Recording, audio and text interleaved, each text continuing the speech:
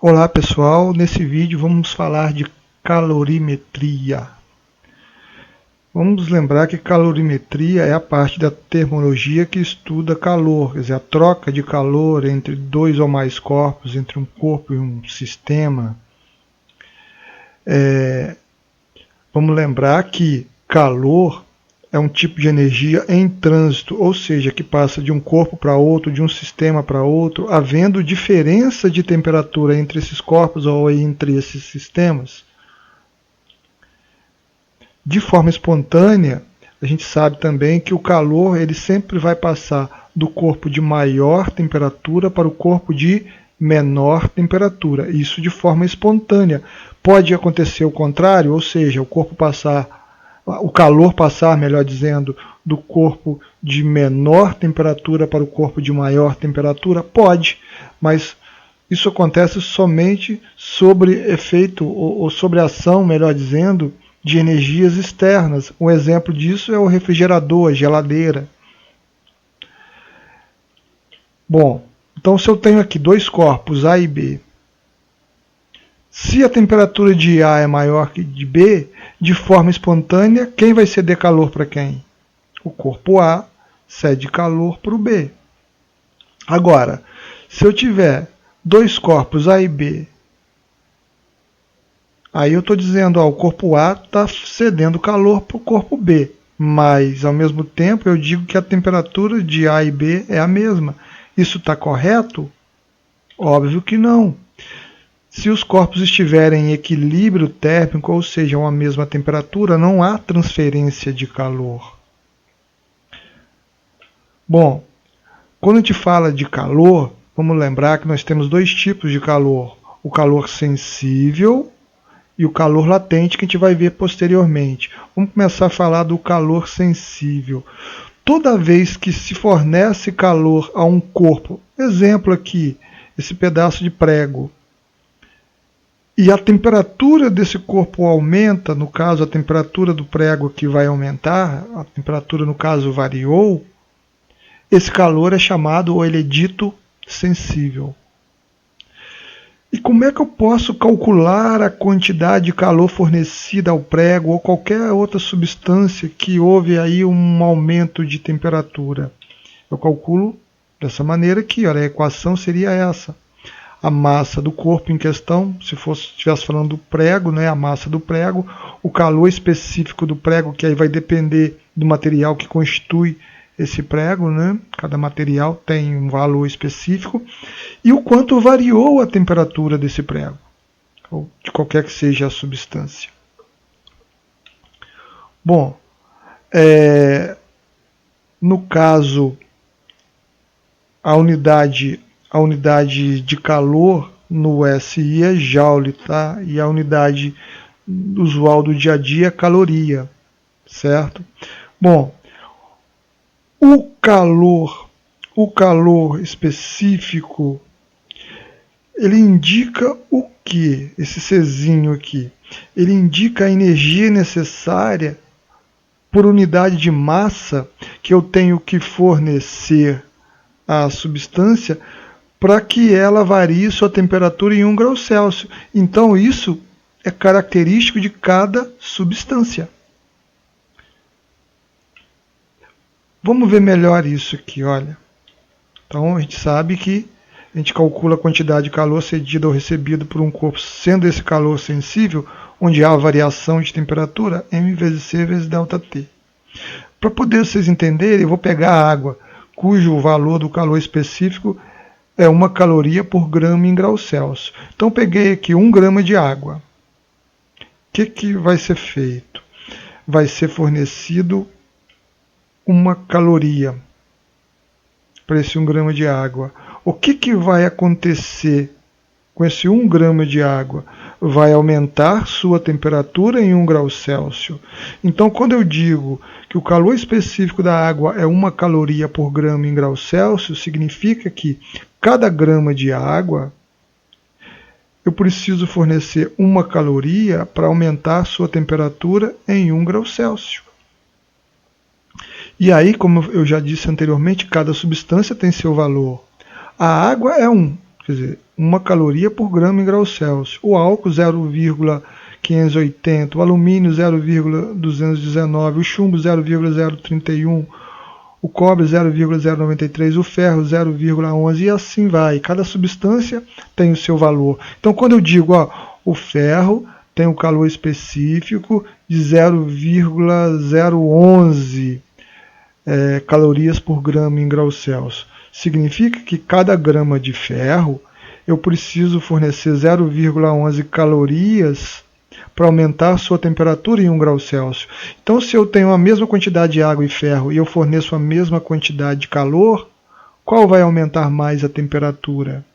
É óbvio que o ferro, porque ele precisa menos calor para aumentar a sua temperatura lá em 1 grau Celsius se eu analisar cada grama dele. Então, gente, a água é o maior valor do calor específico que existe na natureza.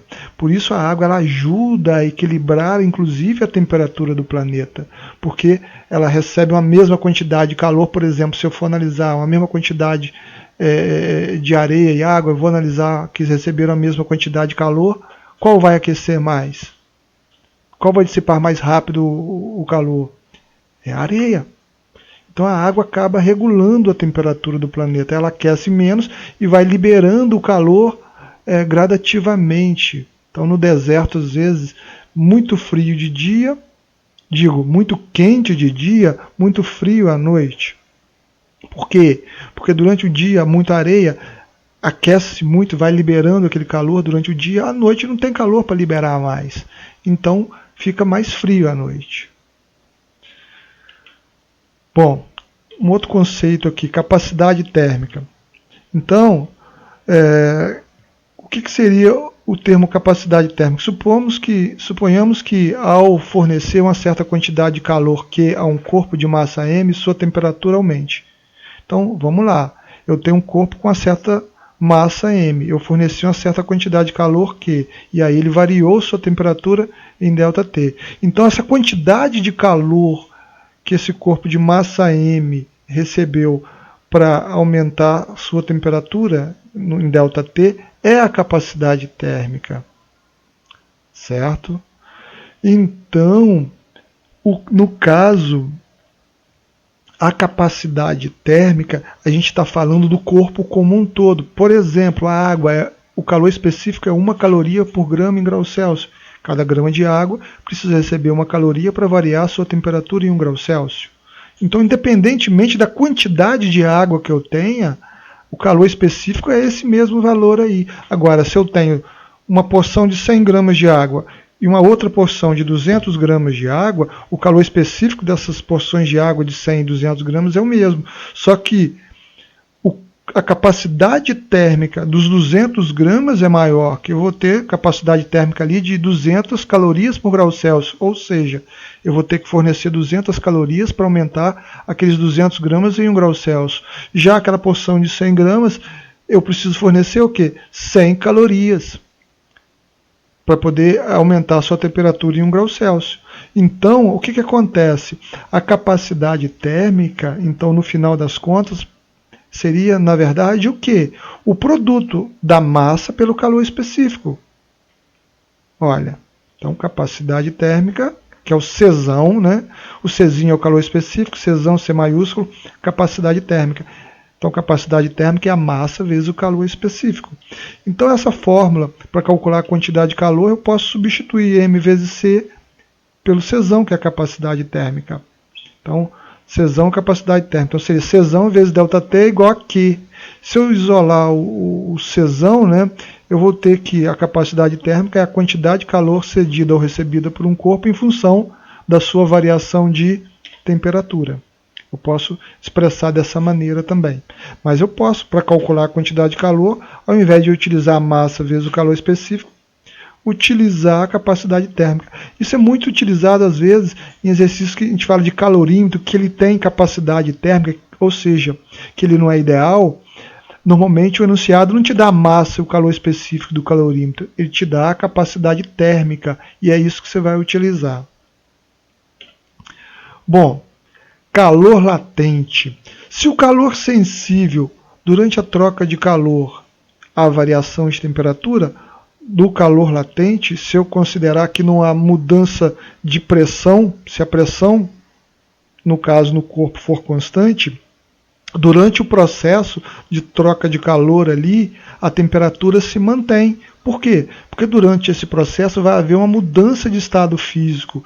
Eu estou falando de fusão ou de vaporização, né? Ou condensação, solidificação. É disso que eu estou falando. Então a quantidade de calor trocado durante esses 4 processos que eu citei, a gente chama de calor latente. Ah, mas tem diferença do calor sensível e calor latente? O calor é o calor, não importa se ele é latente, se é sensível. A diferença está no que acontece durante o processo. Vou pensar, eu coloquei água para ferver, então a água está aumentando a temperatura. Durante o processo que ela está aumentando a temperatura, aquele calor que está sendo fornecido a ela é sensível. Pensando que isso está acontecendo ao nível do mar, quando ela chega a 100 graus Celsius, começa a acontecer o que? A vaporização, para ser mais exato, a ebulição. Então, durante o processo de ebulição, a temperatura se mantém ali, se eu não mudar a pressão, se eu estou falando ao nível do mar, sobre 1 atm de pressão, no caso. Então, a temperatura se mantém e está havendo mudança de estado físico. Então, durante esse processo, temperatura constante, mudança de estado físico, o calor que antes a gente chamava de sensível durante o aquecimento da água, a gente passa a chamá-lo de latente. Bom, e aí esse calor latente pode ser calculado, a quantidade dele durante o processo, a troca de calor? Sim. Massa do corpo que está trocando calor vezes o latente. O latente é uma constante para cada substância, né? A gente chama de constante de proporcionalidade, ou calor latente da substância. A temperatura da água não se altera enquanto muda, no caso da fase sólida para líquida, ou da líquida para sólida, que seja, desde que a gente não mude a pressão sobre a água, tá? Sobre o gelo, sobre a água. Vamos por um exemplo. Olha bem, uma peça de ferro de 50 gramas tem temperatura de 10 graus Celsius. Qual é o calor necessário para aquecê-la até 80 graus Celsius? O calor específico do ferro é 0,11 calorias por grama em graus Celsius. Então, a quantidade de calor trocado, como houve um aquecimento na temperatura, esse calor é sensível. Então, Q igual a mc vezes ΔT. Massa, vamos lembrar aqui o enunciado, massa 50 gramas, a variação de temperatura 10 graus Celsius e o calor específico 0,11 calorias por grama em graus Celsius. Aliás, minto, a variação de temperatura seria, no caso, de 10 para 80, na verdade, né? Então a variação de temperatura é 70 graus Celsius. Massa 50, variação de temperatura 70 graus Celsius. Calor específico 0,11 calorias por grama em graus Celsius. Então vamos substituir os valores. Massa 50 gramas, calor específico 0,11, variação de temperatura 70 graus Celsius. Então eu tenho um produto que 50 vezes 0,11 vezes 70 vai dar 385 calorias. Vamos para o próximo exemplo. O próximo exemplo aqui está dizendo o seguinte, ó, calcule a quantidade de calor necessária para transformar 300 gramas de gelo que está a 0 graus Celsius em água a 0 graus Celsius, sabendo que o calor latente de fusão é 80 calorias por grama. Óbvio que vamos pensar que a pressão se mantém constante nessa situação aqui. E outra coisa importante a ser observada, a temperatura não mudou. Eu tinha gelo a 0 graus Celsius, vou passar até água a 0 graus Celsius. Então a quantidade de calor fornecido ao gelo, esses 300 gramas de gelo, foi só necessária para ele mudar seu estado físico. Não vai haver aquecimento do gelo. Então olha bem, ó. Q igual a M vezes L. Então Q igual a massa do gelo 300, o latente de fusão 80. Logo eu vou ter o quê? 24 mil calorias. seria a quantidade de calor que teve que ser fornecido ao gelo para que ele mudasse, no caso para a água, a 0 graus Celsius.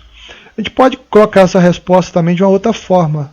24.000 quilocalorias. Vamos lembrar que 1000, esses 3 zeros aqui, a gente pode substituir por K. 24 quilocalorias. Bom, vamos agora ver o que a gente chama de sistemas físicos termicamente isolados. Então, olha bem, ao colocarmos 2 ou mais corpos num calorímetro ideal, olha esse termo, calorímetro ideal. O que seria esse calorímetro ideal? Esse calorímetro ideal nada mais é do que um dispositivo que você vai colocar substâncias ou corpos ali no interior para que troquem calor. Só que o seguinte, se esse calorímetro é ideal, ele não deixa esses corpos trocar calor com o meio externo e nem tampouco troca calor com esses corpos. Por isso ele é chamado ideal. Então, se ele é ideal, a capacidade térmica dele é desprezível. Então ele não troca. Toda vez que você diz que um corpo tem capacidade térmica desprezível, ele não troca calor. Então eu tenho um sistema aí, se eu estou falando de um calorímetro ideal, um sistema adiabático perfeito. Ou seja, um sistema que não troca calor com os corpos que eu coloco ali no seu interior. Bom, então se eu coloquei aqui 2 corpos, por exemplo, aqui no interior, se eu tenho aqui um calorímetro ideal, esses 2 corpos vão trocar calor entre si. Por exemplo, A e B vão trocar calor entre si. Vão trocar calor com calorímetro? Não. Vão trocar calor com o meio externo? Também não. Então a troca de calor é somente entre eles. E aí eu posso colocar N corpos aqui, certo? Eu posso colocar N corpos. Agora, só um detalhe. Se o calorímetro não for ideal, o que acontece? Ele troca calor. Esse exemplo que está aqui embaixo seria uma situação onde o calorímetro não é ideal. Então eu coloquei ali N corpos ali e estou incluindo o calorímetro na troca de calor também. Agora, se o calorímetro for ideal, eu vou dizer que eu tenho 2 corpos A e B, o que acontece? Eu posso dizer que QA mais QB é igual a 0. Claro, eu coloquei 2 corpos, A e B, poderia ser mais, poderia ter um C, um D, quer dizer, a troca de calor é somente entre os corpos, isso aí se o calorímetro for ideal. Se ele não for ideal, o que vai acontecer? Ele vai trocar calor também. Então, a capacidade térmica dele não é desprezível, então ele troca calor também. Certo? Vamos ficar atentos a esse detalhe aí. Calorímetro ideal, se eu coloquei lá 2 corpos aqui no interior do calorímetro ideal, a troca de calor vai ser somente entre esses 2 corpos. E a soma dos calores trocados é igual a 0. Por quê, gente? Porque se a troca de calor é somente entre os 2 corpos, digamos, se o corpo A está cedendo calor e o B está recebendo, digamos que o corpo A está cedendo 100 calor, 100 calorias, melhor dizendo. Então, o QA é menos 100 calorias, porque ele está cedendo calor. E o QB, ele está recebendo 100 calorias. Então é mais 100. Então menos 100 mais 100 vai dar 0. Mesmo que eu tivesse 3, 4, 5 corpos, eu teria uma configuração de forma que iriam haver troca de calor entre eles, onde eu teria calores trocados, onde os Q seriam positivos e negativos, em que somados daria 0. Até mesmo quando o calorímetro não é ideal. Então a diferença é que eu vou somar também a troca de calor com o calorímetro quando ele não for ideal, que é esse caso embaixo aqui. Bom, vamos para um exemplo. Um corpo de massa 200 gramas a 50 graus Celsius, feito de um material desconhecido, eu não sei qual é o material, é mergulhado em 50 gramas de água.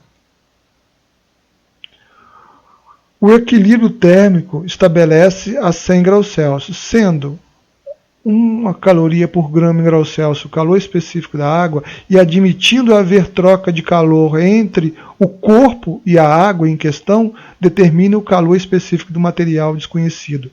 Gente, aqui é como se fosse um calorímetro ideal. Eu teria nesse calorímetro ideal ali, no caso, 50 gramas de água, que estaria a 90 graus Celsius. Eu coloquei ali dentro desse calorímetro também 200 gramas de material desconhecido, a 50 graus Celsius, e o equilíbrio térmico aconteceu em 60 graus Celsius. É isso que aconteceu. Então vamos lá. Eu vou chamar de corpo A o corpo desconhecido, 200 gramas de massa, temperatura 50 graus Celsius. Aí eu coloquei esse corpo, né, desconhecido numa porção de água que já estava ali dentro do calorímetro, que eu vou chamar de corpo B. Então qual é a massa da água? 50 gramas. Qual a temperatura que ela estava? 90 graus Celsius.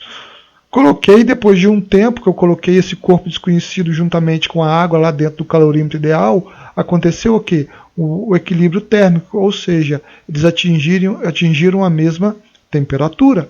O calor específico da água eu tenho, 1 caloria por grama em graus Celsius. O que eu quero saber? O calor específico do material desconhecido, do corpo desconhecido.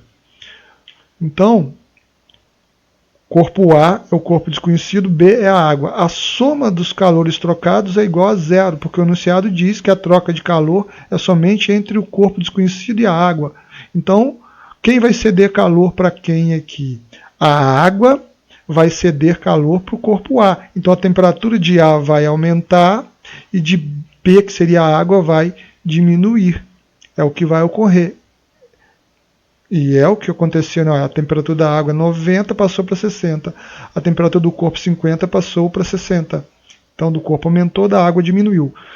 Então o calor que a água cedeu, seria o QB, o corpo A recebeu, que é o QA. Então quando eu somo isso dá zero. Então os dados eu já tenho aqui, né? QA mais QB é igual a zero, nós já sabemos, vamos substituir os valores. Então, ó, massa de A, 200. O calor específico é o que eu quero calcular. Variação de temperatura que ocorreu, passou de 50 para 60 a temperatura, então a variação é 10 graus Celsius. O corpo B, que é a água, massa 50, a temperatura passou de 90 para 60, então a variação de temperatura é menos 30, vezes o calor específico, que é 1. É por isso que o QB, que seria a quantidade de calor que a água cedeu, vai ser negativo, por conta da variação da temperatura ser negativa. A temperatura diminuiu. Já o B, o corpo A, a temperatura aumentou. Então o QA vai ser positivo. Somando os dois, QA e QB, vai dar zero, né, como eu já falei anteriormente. Então eu tenho 2000C, e aqui eu tenho 50 menos 30 menos 1 vai dar menos 1500. 2000C é igual a 1500. 1500 negativo passa para o outro lado positivo. C é igual a 1500 dividido por 2000. C é igual a 0,75 calorias por grama em graus Celsius. Bom, potência térmica e fluxo de calor. Quando a gente fala de potência térmica, a gente está falando, no caso, de uma fonte, quer dizer, algo que está fornecendo calor. Quando eu digo que tem uma fonte de calor, um aparelho, um dispositivo que fornece a quantidade de calor num certo intervalo de tempo, eu estou falando de potência térmica. Então, olha, a potência térmica é um aparelho, um equipamento, um aquecedor, sei lá, qualquer coisa nesse sentido, né, que fornece uma quantidade de calor por unidade de tempo. E o que é fluxo de calor, então? Fluxo de calor, φ, né? Fluxo de calor, quantidade de calor pelo intervalo de tempo, você vai dizer é a mesma coisa. Não, não necessariamente é a mesma coisa. Porque, presta atenção, eu tenho um equipamento, um aparelho, que fornece uma certa quantidade de calor por unidade de tempo. E aí eu tenho um corpo que está recebendo esse calor. Mas, de repente, nem todo esse calor que está sendo fornecido por esse equipamento vai ser absorvido por esse corpo, ou parte vai ser dissipado. Então, no final das contas, o calor fornecido pelo equipamento não necessariamente tem o mesmo valor do calor recebido pelo corpo. E acaba que fluxo sendo grandezas diferentes. Quando eu falo de fluxo, eu estou falando do calor que um corpo está recebendo. Quando eu falo de potência, eu estou falando de um equipamento que fornece uma certa quantidade de calor por unidade de tempo. Agora, quando analisamos a capacidade de uma fonte de calor, um aquecedor, fornecer calor, ou o calor fornecido, no caso, por essa fonte, por unidade de tempo, então falamos de potência, não é isso? E quando analisamos esse mesmo calor que foi fornecido por esse aquecedor anterior aí, tá? Sendo recebido por um corpo, fluindo para um corpo qualquer, então quando eu analiso o calor que está sendo transmitido por o corpo ou fluindo por esse corpo, eu chamo de fluxo de calor. Então é um pouco diferente aí o conceito. Às vezes o valor pode ser até o mesmo, tá? Olha bem, ó. Uma fonte de potência constante igual a 1000 watts é utilizado para aumentar a temperatura de 100 gramas de mercúrio em 30 graus Celsius, sendo o calor específico do mercúrio 0,033 calorias por grama em graus Celsius. E uma caloria, aproximadamente 4,19 joule, quanto tempo a fonte demora para realizar esse aquecimento? Olha bem. Então, uma fonte de calor fornece 100 watts de calor. Tem uma potência de 100 watts, melhor dizendo. Isso é utilizado para aumentar a temperatura de 100 gramas de mercúrio. Quer dizer, toda essa potência, todo esse calor que está sendo fornecido vai ser utilizado para aumentar a temperatura do mercúrio. Então, significa o seguinte, a potência do aparelho é justamente o mesmo fluxo, tem o mesmo valor do fluxo do calor, ok? Vamos lá. Como a potência é constante, temos que o fluxo de calor também que chega ao mercúrio é 100 watts. Então, olha bem, a potência é constante e não há dissipação de calor. Então, tudo que é fornecido para o mercúrio. Então, significa que no final das contas o valor da potência é o mesmo valor do fluxo de calor no mercúrio. Então, vamos lá. Eu quero saber então quanto tempo demora para acontecer esse processo. Primeira coisa, eu vou calcular quanto de calor que foi fornecido ao mercúrio. Então eu vou pegar ali a massa dele, 100 gramas, o calor específico 0,033. Quanto aumentou a sua temperatura? 30 graus Celsius. Esse calor é sensível, né? Então lá, Q igual a 99 calorias. Mas observa que o enunciado deu que a potência do equipamento, ou seja, o fluxo de calor no mercúrio, vai ser de 100 watts. Watts significa joule por segundo. Lembra que joule é a unidade de calor. É o que está aqui, olha, existe uma relação.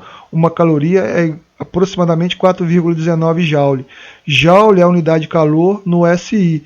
E cal é a unidade usual do dia a dia. Se vocês forem olhar em alimentos que vocês consomem no dia a dia aí, vocês vão ver que está lá 1 cal, tantos cal, 150 cal, tantos quilocal, então quilocalorias, né? Nós estamos falando aí de energia. Bom, se uma caloria é aproximadamente 4,19 joule, 99 calorias, quanto é? E aí é só multiplicar cruzado.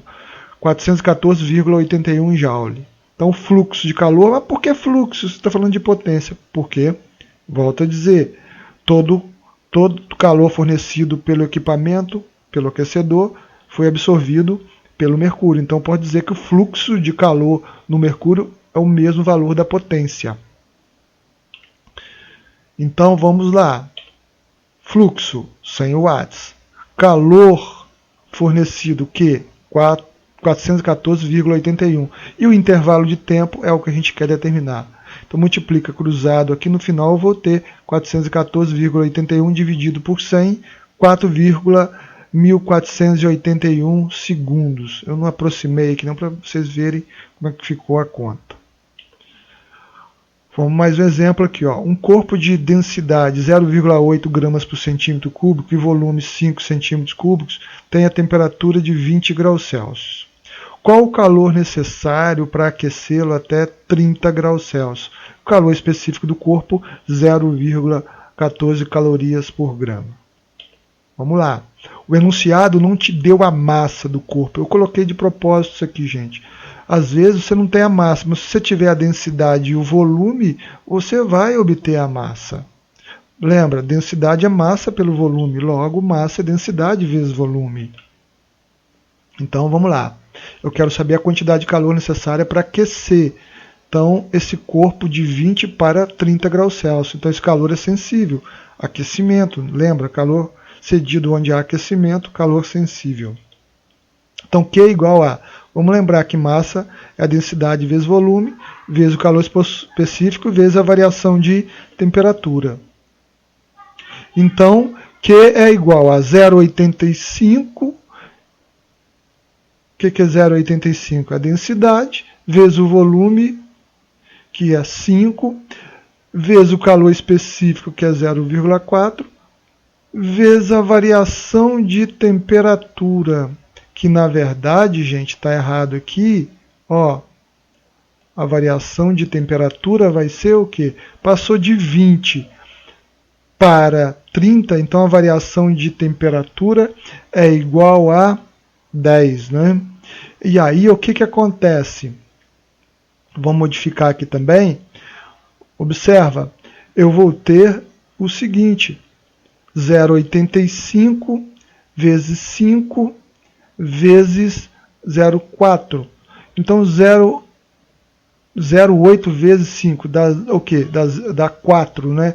4 vezes 0,4 dá 1,6. 1,6 vezes 10 vai dar 16. Então aqui, gente, olha, a resposta correta é 16 calorias, beleza? Fiquem atentos aí, dá uma olhadinha aí, refaçam os cálculos, principalmente nesse exemplo aqui. Então, gente, terminou o nosso vídeo, tá? Fiquem com Deus, tchau, tchau.